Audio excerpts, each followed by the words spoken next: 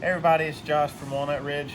This week I wanted to talk about, well, I was originally going to kind of talk about winterizing because we're coming up on that, but it started making me think of all the other things you need to do after you winterize or while you're winterizing to get the unit ready to be stored all winter, or maybe even temporarily. Some people will take off to Florida afterwards, but there's a few things that you should do.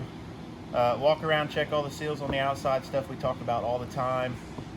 You should check your tire pressure too. Go ahead and get those aired up so that they're not sitting partially flat on the ground for a long period of time. Just a walk around, clean all the debris off of everything. You really should probably wash the trailer. Make sure the side roofs are free of any debris, so when you close them up, you don't have leaves and stuff stuck in there against the seals that could cause a leak. But another important thing, you need to do an inspection on your roof sealing.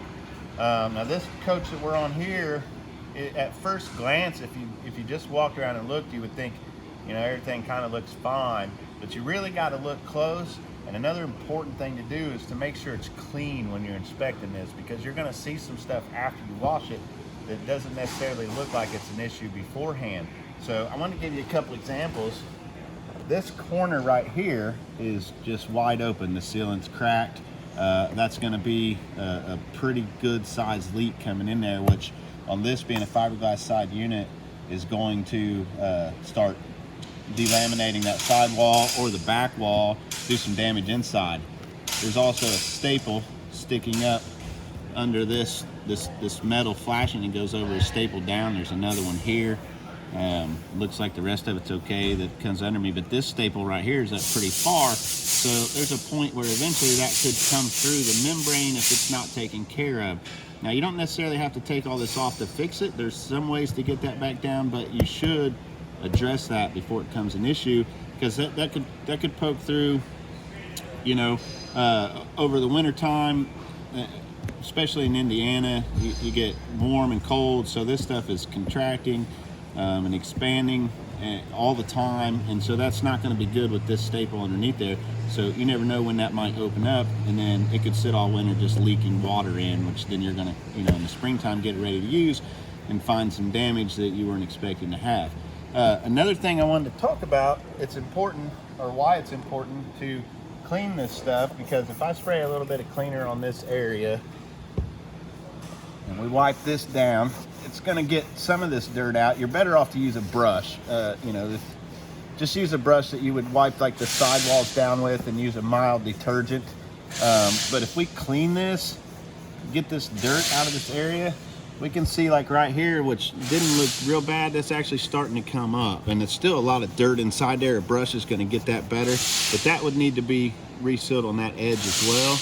I would probably hit this edge too. It didn't look as bad. That's really just on this screw cover, so it's not going to be that big a deal because this has putty underneath it, but you're going to allow water to get underneath this and then eventually through those screws and through the putty, so that's going to need to be resealed as well. All these little spots. If I clean this spot right here by the ladder, it's another good point that a lot of people don't really look real close at, because it just looks like, oh yeah, it's sealed just fine. There's a lot of sealing up here around the leg of this ladder, but closer inspection would show like these divots. That's actually a hole opened up in there, so we need to get some sealing in that. Get that clean. You can see how much dirt comes out of that.